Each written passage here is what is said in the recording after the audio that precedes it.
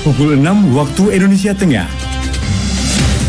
Inilah Radio Republik Indonesia Bau-Bau dengan Warta Cape Town. Berita seputar Kepulauan Buton.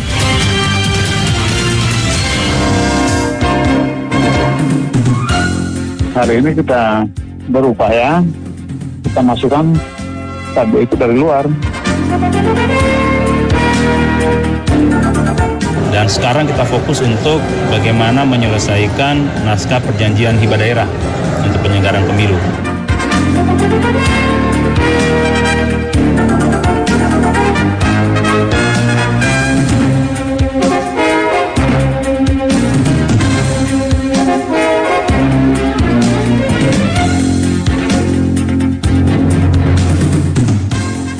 Selamat pagi dari kawasan puncak Bukit Wolio Indah. Inilah Warta Cape Town. Kami sampaikan pokok-pokok berita. Dinas Perdagangan dan Perindustrian Kota Bau-Bau tekan gejolak kenaikan harga cabai dengan terus memastikan ketersediaan stok dan menjaga distribusi barang. PJ Wali Kota Bau-Bau target percepatan penandatanganan NPHD pemilihan kepala daerah tahun 2024. Inilah Warta Cape Town pagi selengkapnya hari ini, Selasa 31 Oktober 2023. Bersama saya Laode Muhammad Syahribul.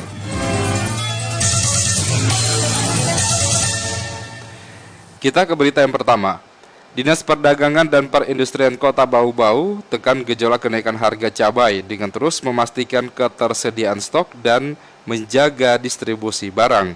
Selengkapnya mengenai hal tersebut, kita ikuti laporan reporter Afriansyah. Hari ini kita berupaya, kita masukkan cabai itu dari luar.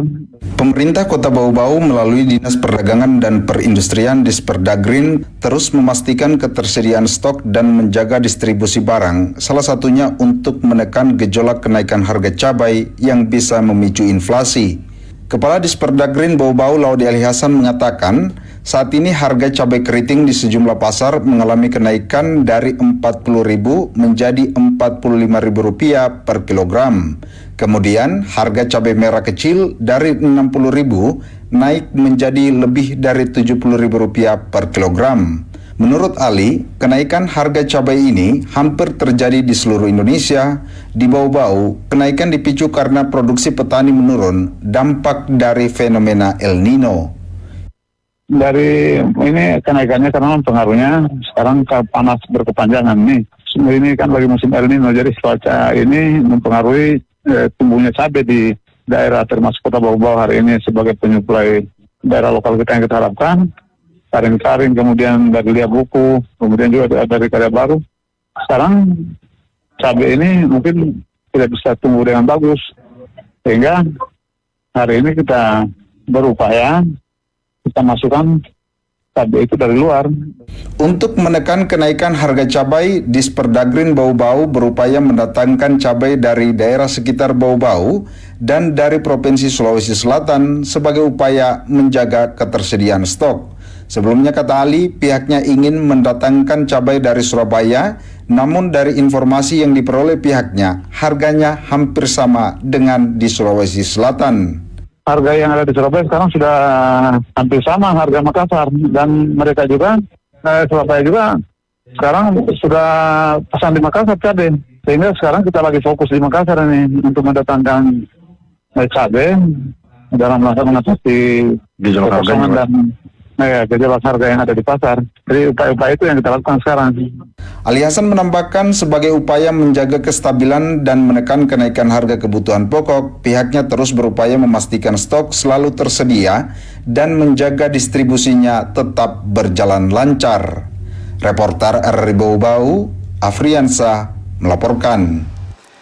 Sementara itu pemerintah Kota Bau-Bau mulai hari ini Selasa 31 Oktober 2023 hingga beberapa waktu ke depan akan terus melakukan pemantauan harga dan pasokan bahan pokok di sejumlah pasar, melibatkan sejumlah elemen khususnya Tim Pengendali Inflasi Daerah TPID Kota Bau-Bau.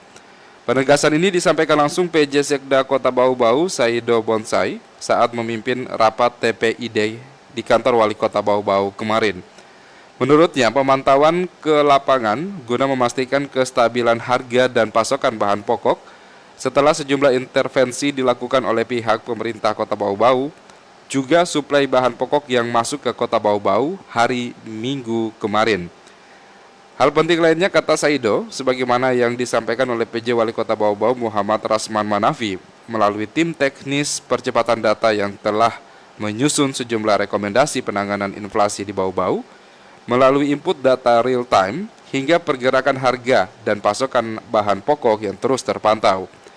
Beberapa OPD yang secara teknis terlibat dalam pemantauan data real time tersebut diantaranya Dinas Perindustrian dan Perdagangan, Dinas Perikanan, Dinas Pertanian dan Ketahanan Pangan, serta Bapeda.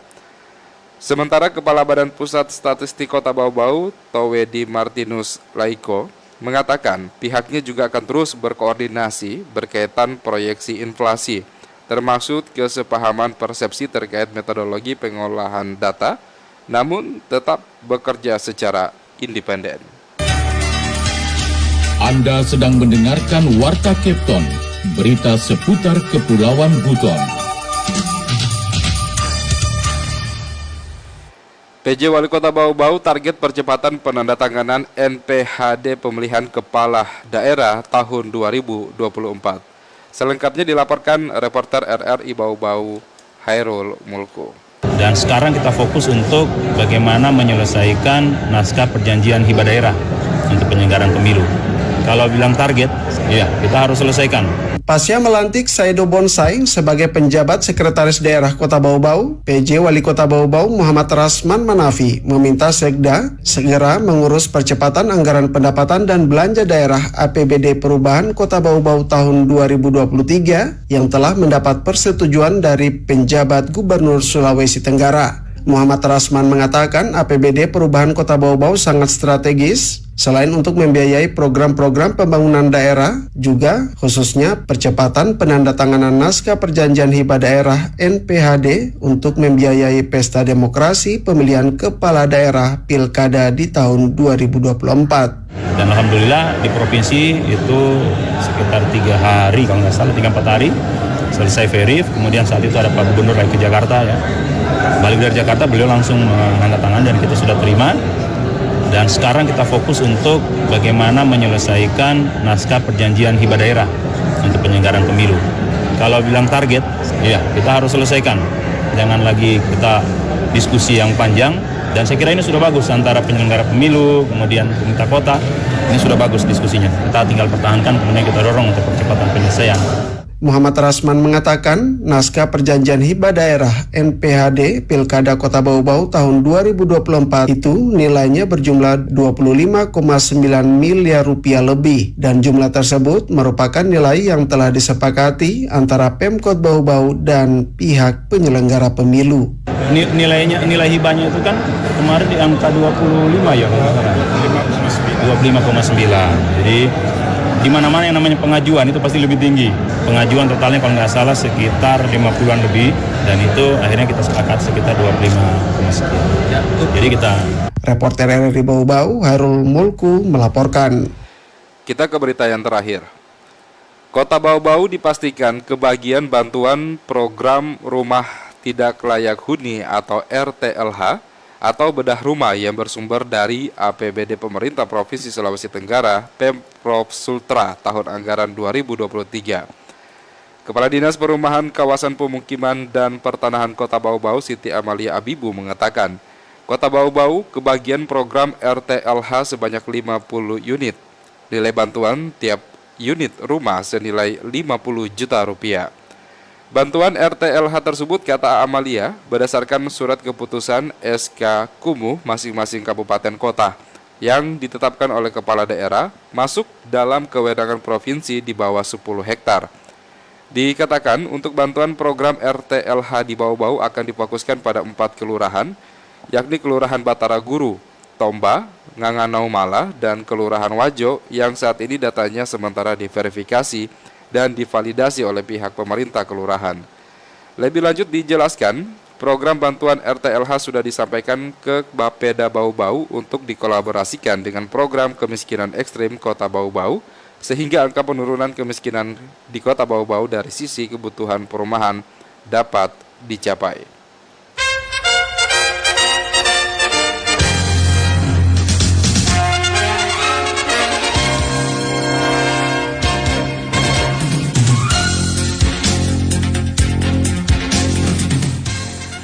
Demikian penyampaian Warta Kepton pagi hari ini, dan sebelum berpisah kembali kami sampaikan pokok-pokok berita. Dinas Perdagangan dan Perindustrian Kota Bau-Bau menekan gejolak kenaikan harga cabai dengan terus memastikan ketersediaan stok dan menjaga distribusi barang. PJ Wali Kota Bau-Bau target percepatan penandatanganan NPHD pemilihan kepala daerah tahun 2024. Kami harap Anda tetap bersama kami untuk mengikuti program kami selanjutnya. Saya Laude Muhammad Syaribul mewakili kerabat kerja bertugas mengucapkan terima kasih dan selamat pagi.